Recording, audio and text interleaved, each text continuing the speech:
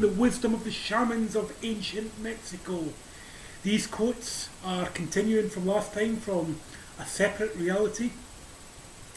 So, in the words of the great sorcerer Don Juan himself, the most effective way to live is as a warrior.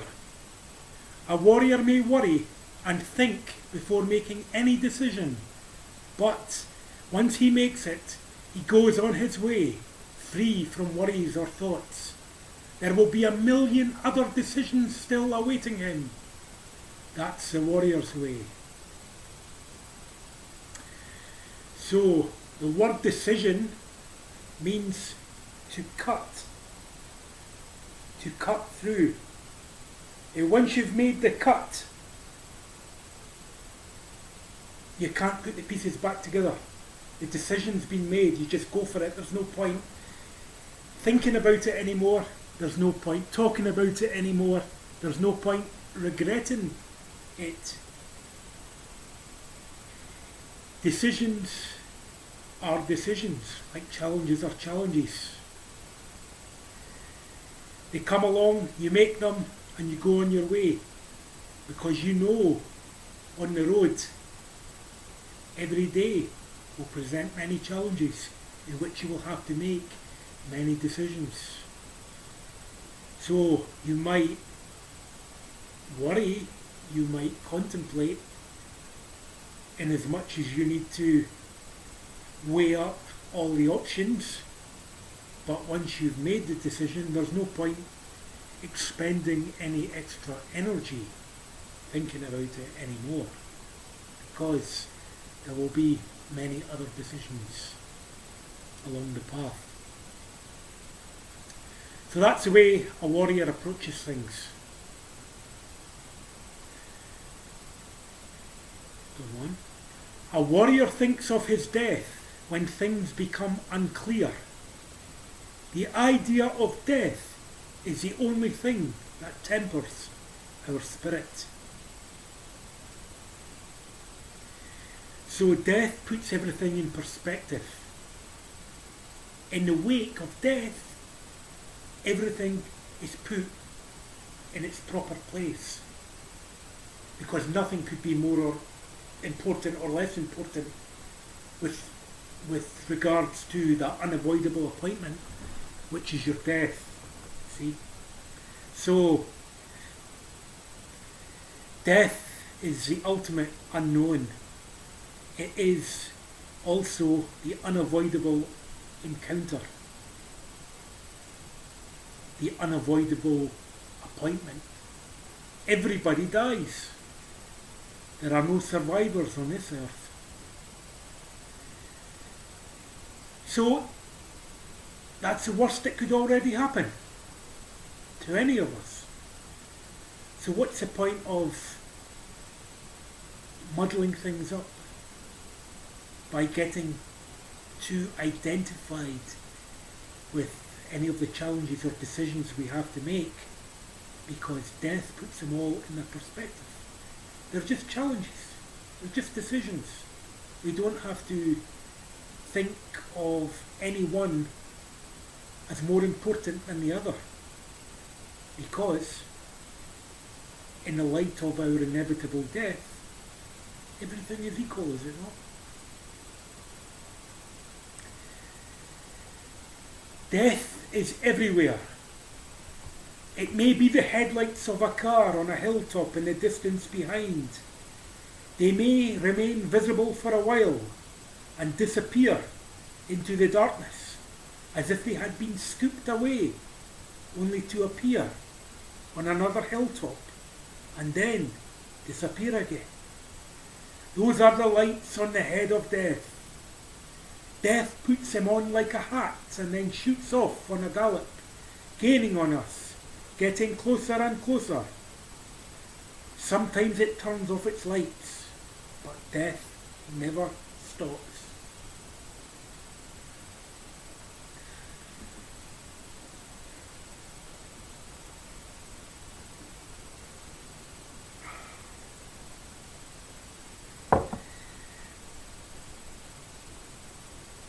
So death is always stalking us.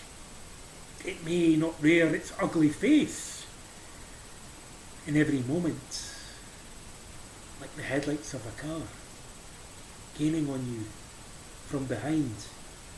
It may disappear for a while from your thoughts, but nonetheless, it is there stalking each one of us, behind that bush, behind our left shoulder. Death is everywhere.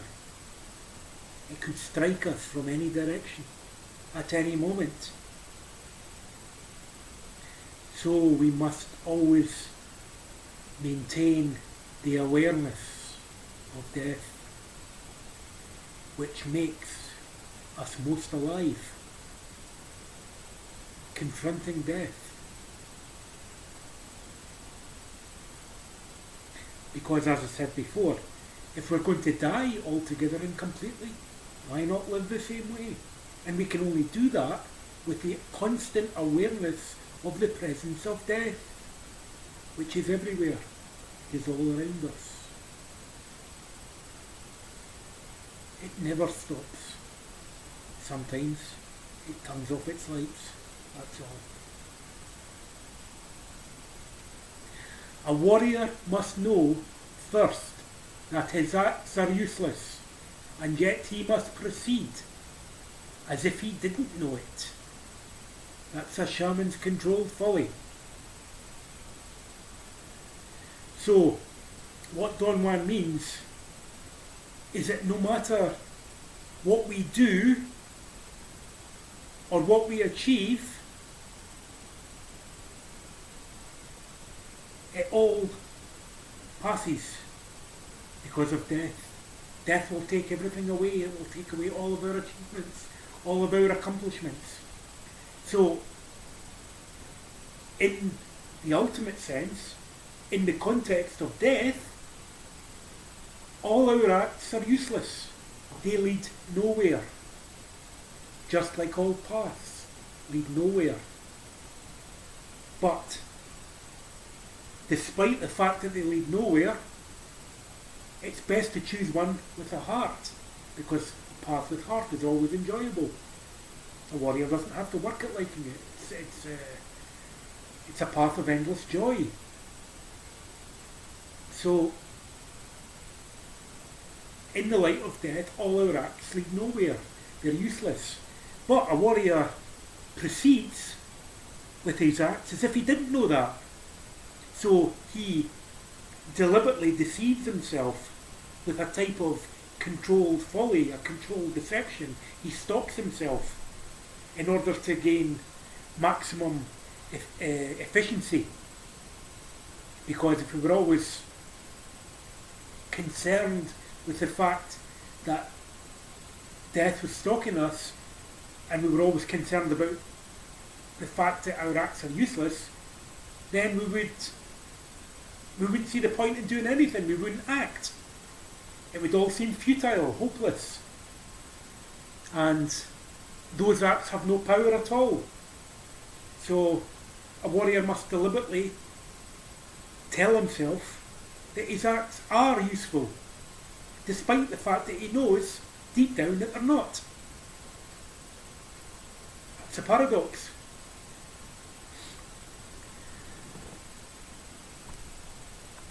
The eyes of man can perform two functions.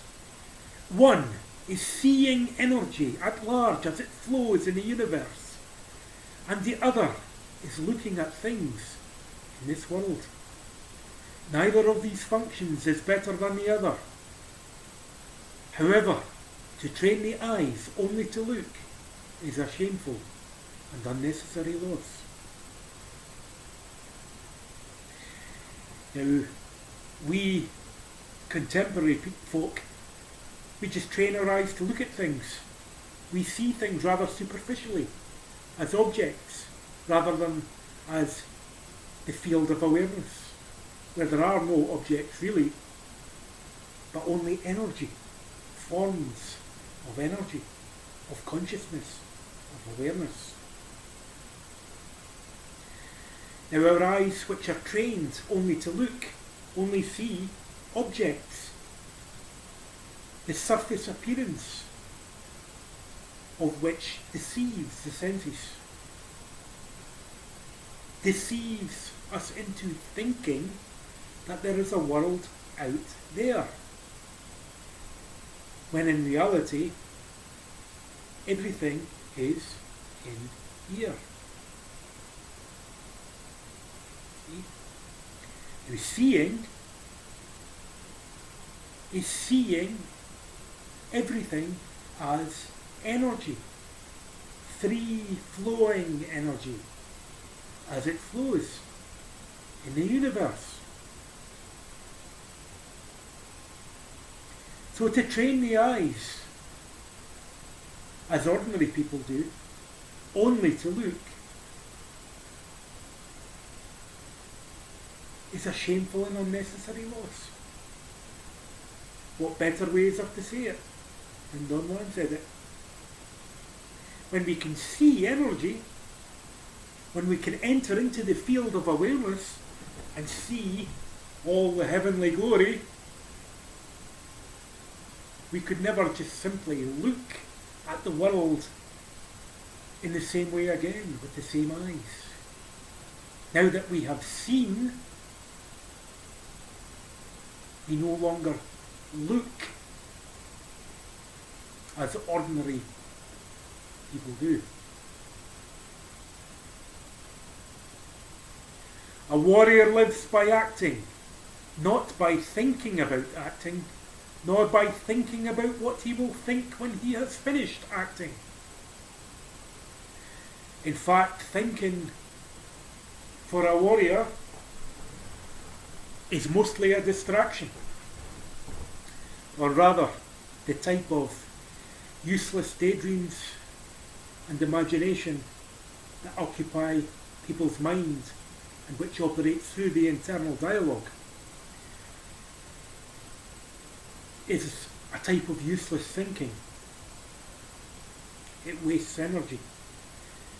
Now, the average person has about 10,000 thoughts a day, most of which cannot be acted upon, usually related to fantasies or trivialities or things that have happened or will happen. The mind, occupied as it is with the past and the future, is not the type of constructive thinking that a warrior employs, using the mind as a tool kit, thinking when he, she must think, has to think, using the mind rather than being used by the mind.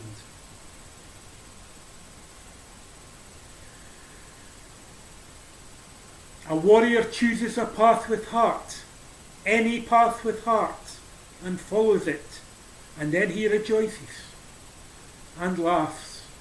He knows because he sees that his life will be altogether over too soon. He sees that nothing is more important than anything else.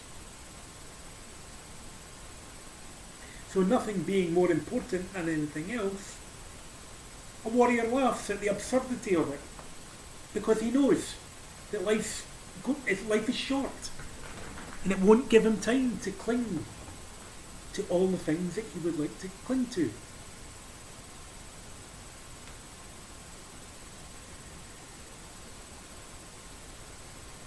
Nothing is more important than anything else in a universe where all is equal in a world of energy. Now that's something for rejoicing. A warrior has no honour, no dignity, no family, no name, no country. He has only life to be lived, and under these circumstances, his only tie to his fellow men is his controlled folly. So a warrior acts in the world, in the same world as ordinary people do, with different motives, of course, because his motives is self-cultivation and ultimately freedom, self-knowledge, to become a man of knowledge. So he acts in the world, he participates in the world, but he's not quite of the world. The world, he's not exclusively identified with the world in the same way as average people are, where the world, the three-dimensional world, is all that there is, the world of material reality. Of course, that's just a small part that the warrior must function in, must operate in, but he's not exclusively identified with it, because he sees that there's so much more to reality. So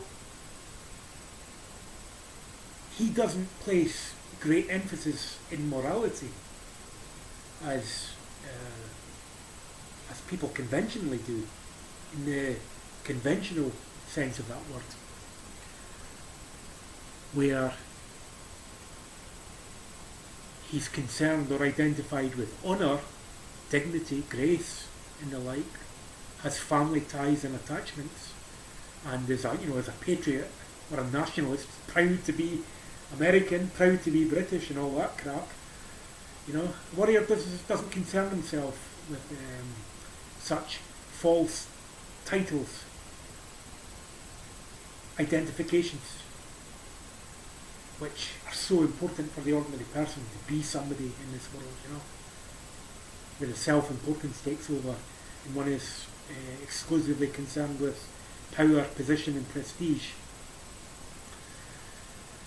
No name, no country, no title, only life to be lived, and under those conditions his only tie to everyone else is that controlled folly we talked about. And that's all for tonight. Thanks for listening.